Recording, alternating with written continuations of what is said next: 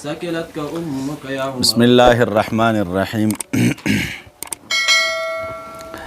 زید ابن اسلم د خپل پلار نه روایت کوي رضی الله عنه، وی نبی علیہ السلام یو ورځ په بعضې اسپارو کې د شپې مزل کو، عمر رضی الله عنه ورسره و.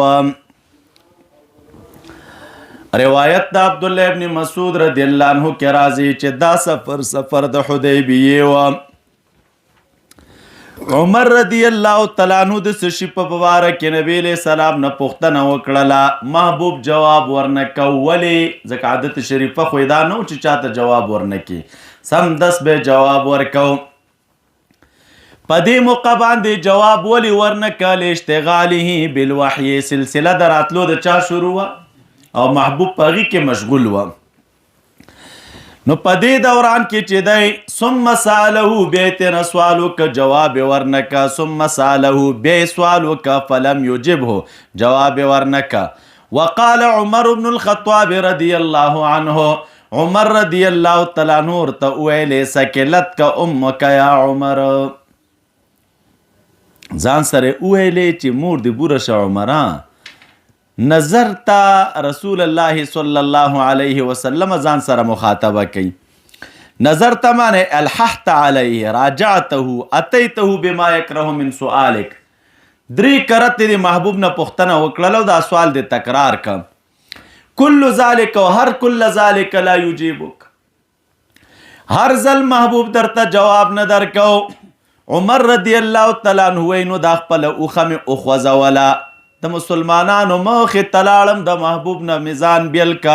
یریدم چې زما په باره کې اوس د قرآن کریم څه ایتونه رانشي. دا خو دې ښه کارونه که خو یو ځل دې پوښتنه وکړه چې جواب یې در نه کړ نو بس غلی شوی به وې. نو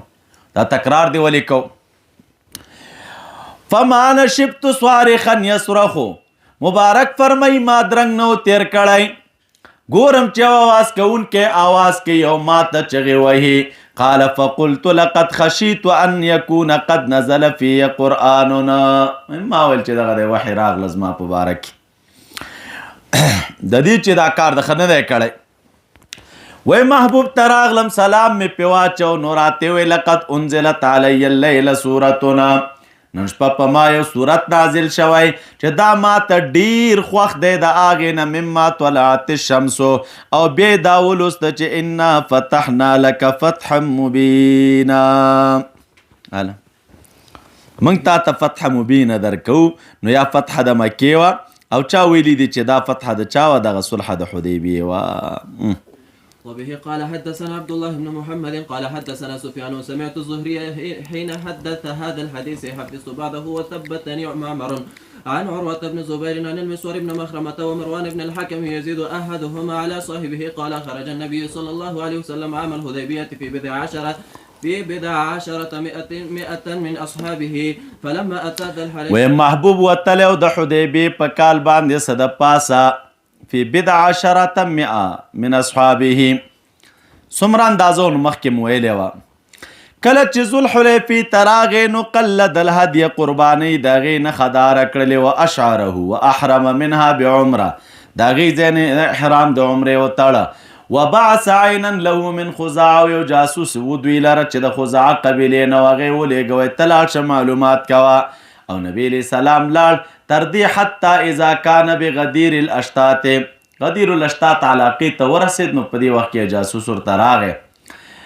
ورته یې وویل چې قریش را جمع شوي دي، جمعو لکه جمع کړي دي تا لره ډلې، وقد جمعو لکه لحابیش، او تا لرې را جمع کړي دي جماعات شتا، لحابیش الاشتات ای جماعات شتا، او دوی د تا سره قتال کوي او منع کوي د بیت الله شریف نه، ومانعوک، او تاسو لره منع کوي. فقال اشیروا ایها الناس علی، او فرمیل محبوب اشیروا ایها الناس علی، خلکو ته ویل چې له تاسو راشئ راته، اشیروا ایها الناس علی اترون ان امیل الی عیالهم وزراری هؤلاء الذین یریدون ان یصدون عن سبیل عن البیت. نو فإن یاتونا کبیرا لنو کان الله قد قطع عینا من المشرکین والا ترکناهم محروبین. ابو بکر رضی الله عنه ویل یا رسول الله خرجت عامدا لهذا البيت قصد بیت الله دې کړی لا تريد قتل احد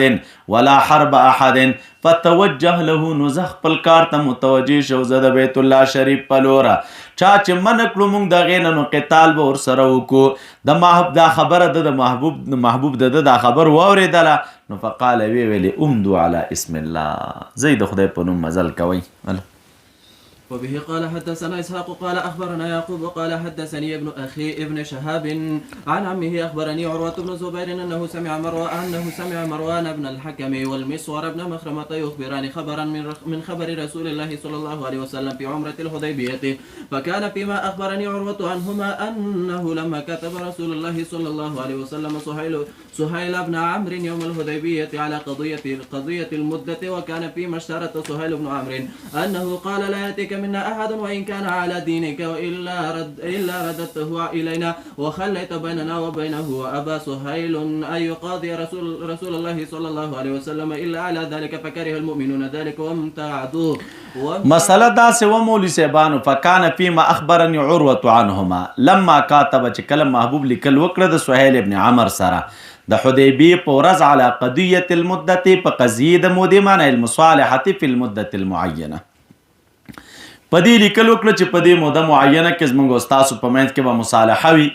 وکان فی مشترط سهیل بن عمرو سهیل دا شرط ولګاو چې انه قال لا یاتیک منا احد زموږ نه به یو تن تا ته نه درځي وان کان علی دینک الا رددته الینا اگر کستا په دین ولې نه ین ستا مرګره ولې نه خو چې زموږ د لوري درځي به موږ ته راواپس کې وخلیت بیننا وبینه وابا سهيل وانكارك سهيل ان يقاضي رسول الله صلى الله عليه وسلم الا على ذلك پدی ټینګ ولاړو بس پدی برا سره صلح کوي او دالی کل بکیرا سره نو دې دوران کې مؤمنانو بد وګڼل دا خبره وامتعدوا فتكلموا فيهم وامتعدوا د امتعاد نه معنا شق ذلك عليهم دا خبره په دوی باندې ډیره سخت شولا فتكلموا فيه نو دوی پدی کې خبرې شروع کړلې پر کله چې انکار وکړو سهیل ایقاضي رسول الله الا على ذلك نو محبوب ارتدا کار وکړه وای سید په دې در سره لیکل کوم فرد رسول الله صلی الله علیه وسلم نبی علیہ السلام ورته واپس کا ابو جندل ابن سهیل یومئذ الى ابيه سهیل ابن عمر دا پلار چې سهیل ابن عمر دته د خپل زوی واپس کا ابو جندل صحابیو ولم يأتي رسول الله احد من الرجال الا رده في تلك المده محبوب تبا پدی موده کې څوک نه راتلل مگر دوی تبا واپس کول اگر کده به مسلمانو وجاءت المؤمنات مؤمنات خزر راغل مهاجرات فكانت ام كلثوم بنت عقبه بن ابي معيط ممن خرج الى رسول الله صلى الله عليه وسلم وهي عاتق او دا ځوانه یا نږدې و بلوغته اهل راغه د محبوب نه غوښتل چې دا ورته واپس کی حتى انزل الله تعالی فی المؤمنات ما انزل تر دې چې الله تعالی د مؤمنات په باره کې دارا آیت را نازل کا یا ایها الذین آمنوا اذا جاءکم المؤمنات مهاجرات فامتحنوهن الله اعلم بإيمانهن فإن علمتموهن مؤمنات فلا ترجعوهن الى الكفار ورچ یقین مو پیراغه چې دا مؤمنان دي کفار ته مو واپس کوي معنا دادا الا تردوهن الى ازواجهن المشركين نو فنقض العهد بينه وبين المشركين في النساء خاصه نو پدې دوران کې چې دی وای قال ابن شهاب واخبرني عروة بن زبير ان عائشة رضي الله تعالى عنها زوج النبي صلى الله عليه وسلم قالت ان رسول الله صلى الله عليه وسلم كان يمتحن من هاجر من المؤمنات بهذه الآية يا ايها النبي اذا جاءك المؤمنات وعن عمه قال بلغنا حين امر الله رسوله ان يرد الى المشركين ما انفقوا على من هاجر من ازواجهم وبلغنا ان ابا بصير فذكره بطوله وبه قال حدثنا قتيبة عن مالك عن نافع ان عبد الله بن عمر رضي الله تعالى عنهما خرج معتمرا في الفتنة فقال ان صددت عن البيت صنع ويكزمن شما د فتنه مراد حين نزل الحجاج لقتال ابن زبير بحوالي مكة نو وان صددت كزمن كرشم د بیت الله شریفنا نو صنعنا كما صنعنا مع رسول الله صلى الله عليه وسلم وبكمغا غڅ چې کوم د محبوب سره کړي وا اي في الحديبيه من التحلل بالنحر ثم الحلق فأهل بعمرة من أجل أن رسول الله صلى الله عليه وسلم كان أهل بعمرة عام الحديبية. وبه قال حدثنا مسدد قال حدثنا يحيى عن عبيد الله عن نافع عن ابن عمر رضي الله تعالى عنهما انه اهل وقال ان حيل بيني وبينه لفعلت كما فعل النبي صلى الله عليه وسلم حين هالت كفار قريش بينه وتلا لقد كان لكم في رسول الله اسوة حسنة. وبه قال حدثنا عبد الله بن محمد بن اسماء قال حدثنا جويرية عن نافع ان عبيد الله بن عبد الله وسالم بن عبد الله اخبراه انهما كلما عبد الله بن عمر وحدثنا موسى بن اسماعيل قال حدثنا جويرية عن نافع ان بعض بني عبد الله قال له لو اقمت العام فاني اخاف الا تصل الى البيت. فقال خرجنا مع النبي صلى الله عليه وسلم فحال كفار قريش دون البيت فنهر النبي صلى الله عليه وسلم هداياه وحلق وقصر اصحابه اشهدكم اني اوجبت عمرة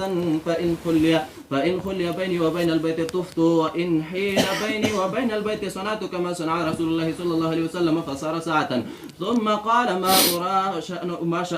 أرى شأنهما إلا واحدا أشهدكم أني قد أوجبت حجة مع عمرتي فطاف طوافا واحدا وسعيا واحدا حتى هل منهما جميعا. وبه قال حدثني شجاع بن وليد سمع النضر بن محمد قال حدثنا سهر النافع قال إن الناس يتحدثون أن ابن عمر أسلم قبل عمر وليس كذلك ولكن عمر يوم الهديبية أرسل عبد الله إلى فرس له عند رجل من الأنصار يأتي به ليقاتل عليه ورسول الله صلى الله عليه وسلم يبايع عند الشجرة وعمر لا يدري بذلك فبايعه عبد الله ثم ذهب إلى الفرس فجاء به إلى عمر وعمر يستلئم للقتال فأخبره أن رسول الله صلى الله عليه وسلم يبايع تحت الشجرة قال فانطلق فذهب معه حتى بايع رسول الله صلى الله عليه وسلم فهي التي يتحدث الناس أن ابن عمر أسلم قبل عمر. وبه وقال هشام بن عمار خلاصه دا د خلک کوي چې ابن عمر صاحب د خپل پلار نه مخکې ایمان راوړی دا څه نه ده لیکن عمر رضی الله عنه په ورځ د حدیبیه عبد الله ولېږي لا فرسن هغه است له چې د دو په څنګ دی یو سړي سي من الانصار چارا تراوله چې ليقاتل عليه ورسول الله صلی الله علیه وسلم يبايع عند الشجره وعمر لا يدري بذلك نو فبايعه عبد الله ثم ذهب الى الفرس. یعنی ما د خپل پلار نه په دې حدیبیه کې بیعت وړاندې کړی معنا دا نه ده چې اسلام مې ته وړاندې راوړی نو فجاء به الى عمر وعمر يستلئم للقتال من يلبس لامته درعه زغره یې غوښتله د قتال دپاره فاخبره ان رسول الله صلی الله علیه وسلم یبایع تحت شجره چا ورته ویل چې ته دې لین کې مصروف یې محبوب هلته ناست دی بیعتونه کوي خلکو سره نو فانطلق فذهب معه حتى بايع رسول الله صلی الله علیه وسلم. اوس وایي خلک کوي چې ما اسلام مخکې راوړی اسلام نو په صلح د حدیبیې کې مې د خپل پلار نه بیعت وړاندې کړی و. وقال هشام بن عمار حدثنا الوليد بن مسلم حدثنا عمر بن محمد العمري أخبرني نافع عن ابن عمر رضي الله تعالى عنهما أن الناس كانوا مع النبي صلى الله عليه وسلم يوم الحديبية تفرقوا في ظلال الشجر فإذا الناس محدقون بالنبي صلى الله عليه وسلم فقال يا عبد الله انظر ما شأن الناس قد أحدقوا برسول الله صلى الله عليه وسلم فوجدهم سچل دی ته د خلکو ته وګوره چې دا خلک په محبوب راغونډي محدقون معنی محیطون به وی تو ورشه وګوره چې دا خلکو څه چل دی قد احدقوا برسول الله نو فوجدهم يبايعون نو فبايع ثم رجع الى عمر نو فخرج فبايع. وبه قال حدثنا ابن نمير قال حدثنا يعلى قال حدثنا اسماعيل سمعت عبد الله بن ابي اوفى رضي الله تعالى عنهما قال كنا مع النبي صلى الله عليه وسلم حين اعتمر فطاف وطفنا معه وصلينا معه وسعى بين الصفا والمروه فكنا نستره من اهل مكه لا يصيبه احد بشيء. وبه قال حدثنا الحسن بن اسحاق قال حدثنا محمد بن سابق قال حدثنا مالك بن مغول قال سمعت ابا حصين قال ابو وائل لما قدم سهل بن حنيف من صفين أتيناه نستخبره فقال اتهموا قال أبو وائل لما قدم سهل بن حنيف من صفين موضع بين العراق والشام قاتل فيه معاوية عليا نو أتيناه من غور تراغلو نو سچل مكوا نو دا مبارك ترالو منغا أتيناه نستخبره پختنا متنا کولا فقال نوی ویلی اتهم الرأي فلقد رأيتني يوم أبي جندل رأيت نفسي ما خپل ځان لیدل او په ورځ د ابو جندل باندې چې هغه ورځ د حدیبیې و مناسبت دي ذکر دی ولو استطيع کزما طاقت کې دلیان ارد على رسول الله امره لا اردت و کچرت محبوب ته خبر رد کول نو دا به مې رد کړي خو الله ورسوله اعلم. ما خدای تعالی دغه پیغمبر ښه پوهېده نو چې هغې ور واپس کړو نو واپس یې که ورته نو هغه کې د خپل راز و.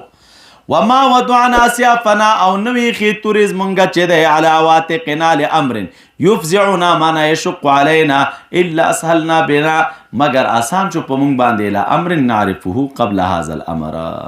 ما نسد منها خصما ای من الفتنة خصما ای جانبا الا انفجر علینا خصم ما ندری کیف نأتی له نپویگو چه غی تمونگو سرا کم راشو خصم القریبه مانا طرفها.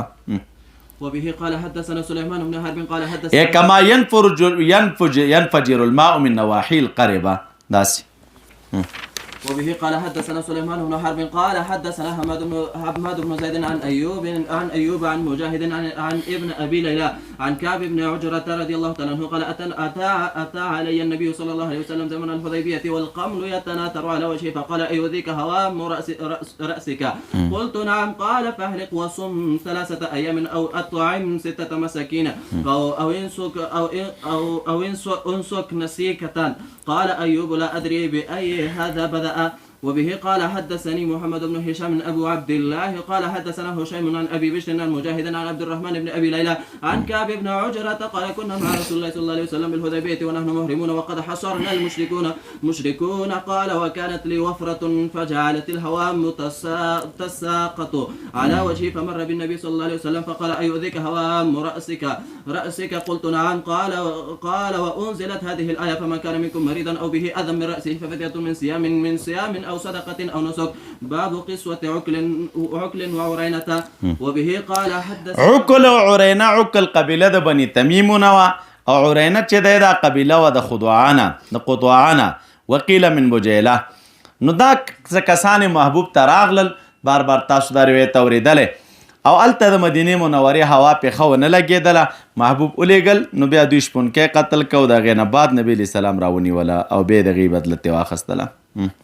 وبه قال حدثني عبد الأعلى بن حماد قال حدثنا يزيد بن زريع قال حدثنا سعيد بن قتادة أن أنس رضي الله تعالى عنه حدثهم أن ناسا من عكل وعرينة قدموا المدينة. سخلق د عكل او د عرينين چې د راغل المدينه منوره ته على النبي صلى الله عليه وسلم وتكلموا بالاسلام تلفظوا كلمه التوحيد كلمه التوحيد باندې تلفظ کو اسلام اخکارا کا ویل اے د الله نبی انا كنا اهل درع من مالدار خلق یو ولم نكن اهل ريف نو منګه چې د زمکو والا خلق نه یو کخوالا خلق نه یو مالداریان لرو.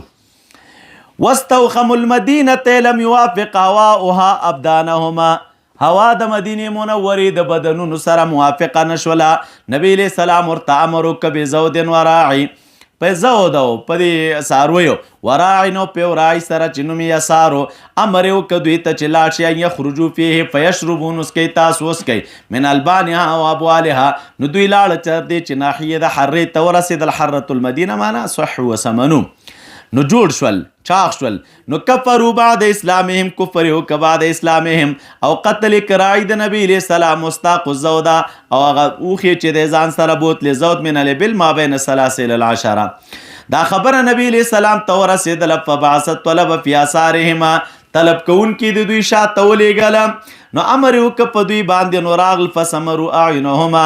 ګرم سیخان د دوی په سترګو کې دننه کړی شول او لاسونه یې کټ کړی شو او غورځولی شو فی ناحیة الحره حتی ماتوا فی حالهم تر دې چې په دې حالت دوی مړه شوله. قال قتادة بلغنا أن النبي صلى الله عليه وسلم بعد ذلك كان يحث على الصدقة وينهى عن المسلة. نو بیا دا وروسته مسلینه به منع کوله نو ته خو مسله شوې ده که نه نو دا منهي د هغې دپاره بیا څه شی دی ناسخه ده بیا ویل تاسو به دا کار نه کوئ. وقال شعبة وأبان وحماد عن قتادة من عرينة وقال يحيى بن أبي كثير وأيوب عن أبي قلابة عن أنس قدم نفر من عكل. وبه قال حدثني محمد بن عبد الرحيم قال حدثنا حفص بن عمر أبو عمر الحوضي قال حدثنا حماد بن زيد قال حدثنا أيوب والحجاج الصواف قال حدثني أبو رجاء مولى أبي قلابة وكان معه بالشام أن عمر بن عبد العزيز استشار الناس يوما ما تقولون في هذه القسامة فقالوا حق قضى بها رسول الله صلى الله عليه وسلم وقضت بها الخلفاء قبلك. قال وأبو قلابة خلف سريره فقال عنبسة بن سعيد فأين حديث أنس في العرنيين قال أبو قلابة إياي حدثه أنس بن مالك قال عبد العزيز بن صهيب عن أنس بن عرينة وقال أبو قلابة عن أنس من عكل ذكر القصة باب غزوة ذات القردة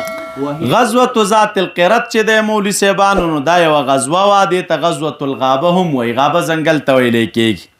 په شپږم کال د هجرت واقع وه د 500 نه تقریبا تر 900 پورې مؤمنان پکې و په قیادت د نبي علیه السلام او دا غزوه چې دی بیا منځته راغلې ده.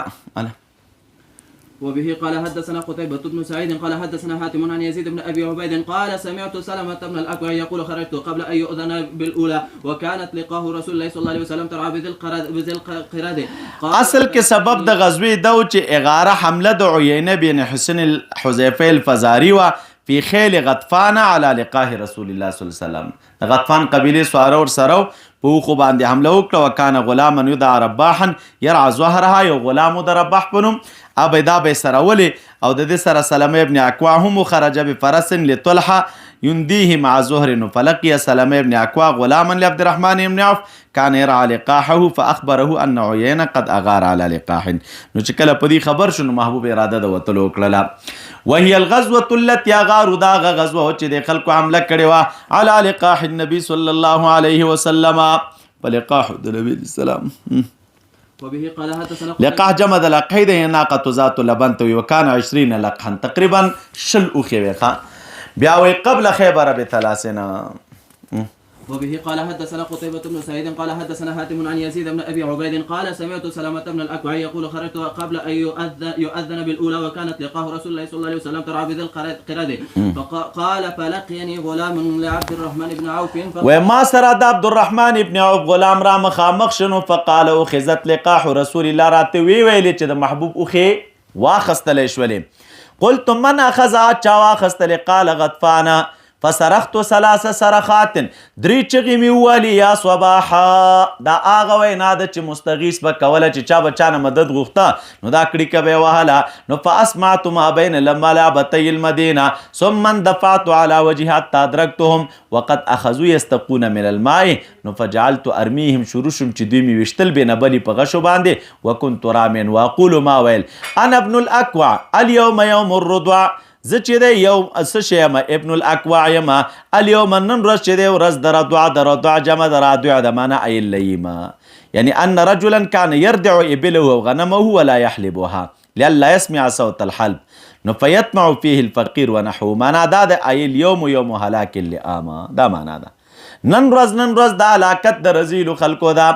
وارتجزو دا میزان سره ویل حتی استنقذت تر دې چې مې راخلاص کړلې دا لقاح د دوی نه واستلبت منهم 30 بردة او راسل مې کړې د دوی نه 10 صادرونه. قال وجان نبی صلی الله علیه وسلم محبوب راغې سباتا تقریبا 15 تر 900 ملګري ور سره او خلک ور سره فقلت یا نبی الله قد حميت القوم منعتهم من شربه خلک مې منع کړي دي دغه د اوبو د سکلونه حميت القوم الماء وهم عطاش نو دوی تګي دي. نو فبعث اليهم الساعه فقال ابن الاكوع ملكت ویل ابن الاكوع ملكت قدرت عليهم نو فاسجع قال ثم رجعنا ويردفني رسول الله صلى الله عليه وسلم على ناقتي حتى دخلنا المدينه. باب غزوة خیبر وبه قال باب دې په بیان د غزوې د خیبر کې. غزوه د خیبر مولوی صاحبانو یو د غزواتو د رسول الله صلی الله علیه وسلم نه ده.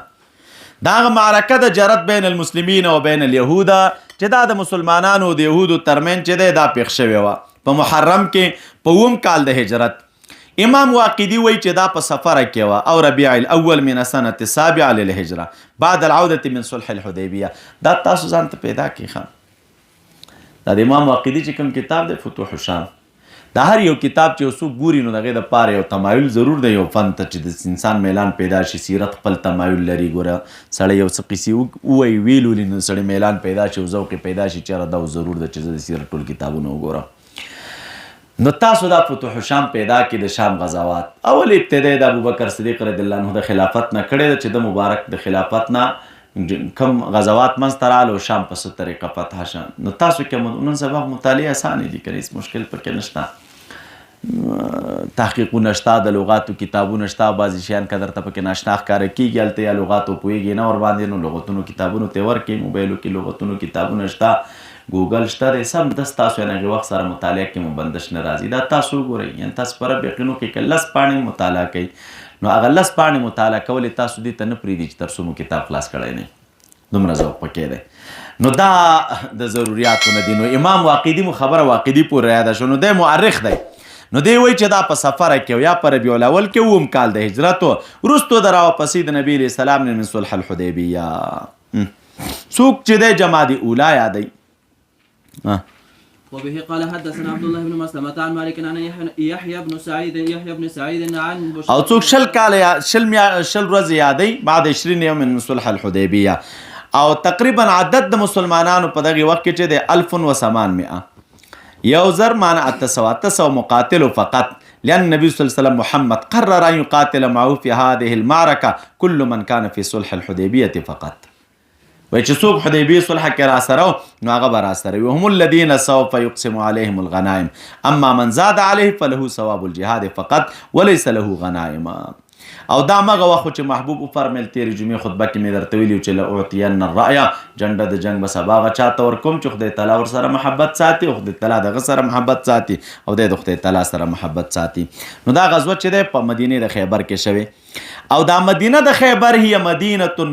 ملیئه بالحصون وبها ماء من تحت الارض ډېرې قلاګانې پکې وې ځمکې نه لاندې اوبه وې پکې و طعام یکفیها سنوات ډېر طعامونه پکې وو چې کلونه کفایت یې کو او تقریبا 10,000 اوسېدونکي چې دی جنګېدونکي هلته اوسېدله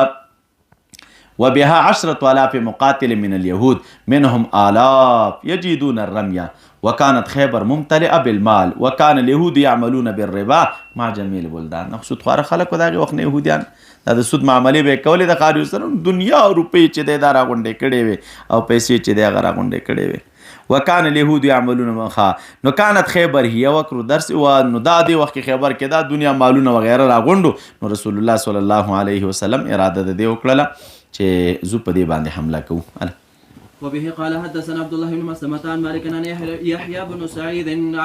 عن بشير بن يسار ان سويد بن نعمان اخبره انه خرج مع النبي صلى الله عليه وسلم عام خيبر د محبوب سره وته د خیبر په کال باندې تر دې چې شومنګ به صحابه وهي من ادنى خيبر من اسفلها د مازدیګر مونږ وکاو به تو خیر او غختله فلم يؤت الا بالسويقه نو فامر به نو فسري نو دا لام دکړې شولا فاكل نو محبوبم دغه نه خوراکو کومنګم ته نه خوراکو کا او بیا ثم مقام الى المغرب نو فمزمز نو مبارک چې د مزمزه وکړه خپل مبارک کې وینځلو منګه مزمزه وکړلې ثم صلى بمنذ ولم يتوضا نو دا ترمذی کې تیر شو بل ورځ مونږ ویلې دلته هم تیرو چې ګوره په بخاري کې اول حصه کې چې بهتره دا ده چې د هر منځه دپاره بیل بیل اودس وشي خو که ونه شو په یو اودس چا منځونه وکړه نو هم جایز ده او بل په دې کې ترک الوضو د مما مست النار ترمذي کې تیره وه وبه قال حدثنا عبد الله بن مسلمة قال حدثنا حاتم بن اسماعيل عن يزيد بن ابي عبيد عن سلمة بن الاكوع رضي الله تعالى عنه قال خرجنا مع النبي صلى الله عليه وسلم الى خيبر فسرنا ليلا فقال رجل من القوم لعامر يا عامر الا تسمعون من هنيهاتك وكان عامر تنر اوري مونږ ته دی مونږ د محبوب سره وتلو الى خیبر نو د شپې مو مزل وکنو یو کس ویلی نو مینه د معلوم من القوم عامر چې دا د سلمه ابن اکوع ترو یا عامر آیات تناوره مونږ ته من هنیهاتک دا اشعار خپلونه تاسو اشعار کنه غلک مونږ ته خو راوړه من اشعارک و راجیزک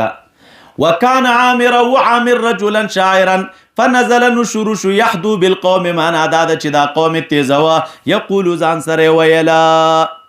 دا کلمات دا خاص طرز په دې سره به خان تیزول او دلته عامه معنا استعمال دا اللهم لولا انت مهتدینا ولا تصدقنا ولا صلینا پلوړ आवाज لګیو دا کلمات ویل اے رب کچرستا هدایت او توفیق نه وای نو موږ به په هدایت نه وای نه به مصدقې کړي وای نه به منځونه کړي وای فغفر فداء لك ما ابقينا من الذنوب وثبت الاقدام قدمونه مضبوط کا کچره موږ ملاقات شو دغه سرا او راواچ وسکینه په موږ باندې ان اذا صيح بنا یقینا کله چې موږ आवाज وکړې شو موږ ته دعوت د شرک راکړې شو موږ ته نو انکار وکمږه دا غینا وبالسياح عولوا علينا او په دباونو باندې چې دی عولو علینا استغاثو علینا تا شعر لګیا دی ځان سره په زوره لګیا دی وای نو محبوب आवाज وکوي فرمایل چې من هذا السائق دا سائق څوک دی دا چې لګیا دی او دا خلک تیزوي چا ورته ویل چې عامر ابن اکوا دی قال محبوب فرمایل يرحمه الله خدای دې په رحم وکړي مخکې نه ویل دا سائق څوک دی وی عامر وی خدای دې په رحم وکړي نو دا هغه علامه د شهادت ده دوا علم الله تعالی محبوب ته ورکړي چې دې شهید کېږي نو وی ویل يرحمه الله قال رجل یو کس ویل من القوم د قومنا وجبت یا نبی الله وجبت الشهاده بدعائه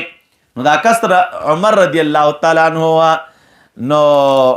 وجبت یا نبی الله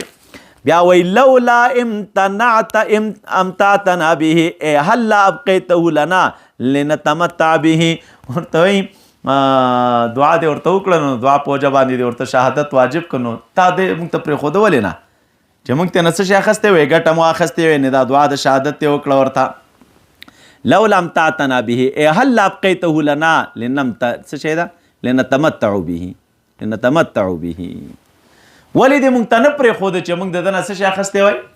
ګټه مو ترې نه اخیستی وی نو فاتینا خیبر تراغلو خیبر مو محاصره کا حتی تر دې چې راورسېدله موږ ته مخمسه شدیده سخته ولږه راورسېدله ثم ان الله تعالی فتحها علیهم بیا دا فتحه که په دوی باندې هر کله چې بېګا شه خلکو مساء اليوم الذي فتحت علیهم نو اوقدو نیران نورونه یې بل کړي را نبي علیه السلام فرمیل دا خلکو اورونه د څه شي بل کړي دي علی ای شی یوقدون په څه شي دوی اورونه بلئ قالو دوی ورته ویلې غوښې دي وایي د څه شي غوښې دي وایي دا د انسخرو غوښې دي نبي علیه السلام فرمیل دا واړوئ او لوخي چې د مات کې نبی علیہ السلام فرمایل فقال رجل یا رسول الله او نهريقها ونغسلها قال ذلك واذا بتواړو خلوخي بوینځو لوخو کمه ده ویم دا سه کارو کوي فلما تضاف القوم هر کله چې صف قوم قتال لرا كان سيف عامر وترد عامر ابن اقوا قصيرا لندوا فتناول به نور وای چول ساق يهودين یو پونډې دی يهودي ته چوي وهي نو فيرجع نور واپس ولا ذباب سيفه هغه تیر اړخ د تورې ده فاسواب عین رکبته نو راورسېدله هغه سترګې د زنګون د عامر ته نو فمات منه د هغې نه چې دی وفات شه د یهودي د وهلو اراده یې وه نو بس خو لنډه وه بېرته راواپس شوه او د ده زنګون باندې چې دی ولګېدله قال فلما قفلوا هر کله چې دوی راواپس شو د خیبر نه سلامه ویلې رانې رسول الله صلی الله علیه وسلم محبوب ولیدلم وهو آخذ بیدې او د لاس نه یې نیولی یم دا د محبوب عادتو لاس نه نیول ضرب الکتف ټولې نمونې تاسو ته مخکې ما ویلې وې دې ځای کې چې دی آخذ بیدي راغی قال ما لک څه چل دی تا لره قلت لو فداک ابي وامي زعموا ان عامرا حبط عمله وی خلک دا ګمان کی چې عامر چې دی دا خپل اعمال برباد کړل ولې اعمال برباد کړل چې لانه قتل نفسه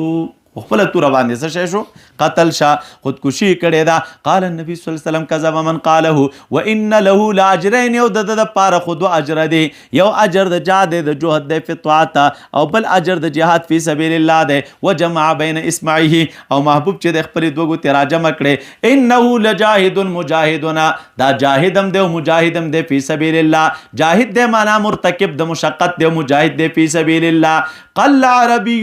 کم عربیان چې د مشابهن مثله چې مشابه دي د سره پچا کې په عمل کې او په مقام کې حدثنا قتيبه حدثنا حاتم قال نشأ بها في بلاد العرب